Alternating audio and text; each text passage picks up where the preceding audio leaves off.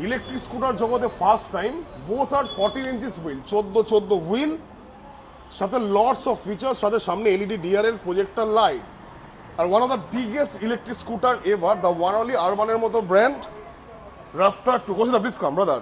তো 14 ইঞ্চির হুইল, বিশাল বড় বুট স্পেস, বিশাল বড় ফুড স্পেস, সামনে কালারফুল কনসোল। ব্রাদার এদিকে চলে আসো।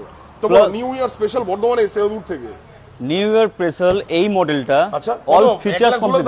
নাকি না না না, সবাই তো 7 কেজি 200 বা 7 কেজি ব্যাটারি দিয়ে ডিল করে, আচ্ছা, আমরা 9 কেজির 9 কেজির গ্রাফাইন ব্যাটারি 5টা দেবো। 5খানা, যেটা একবার চার্জে মাইলেজ কত দেবে? মোটামুটি 75 to 85, 75 থেকে 85 এর মধ্যে mileage, depend on Riders, depend on pillion সিরিজে বসবে তার উপরে।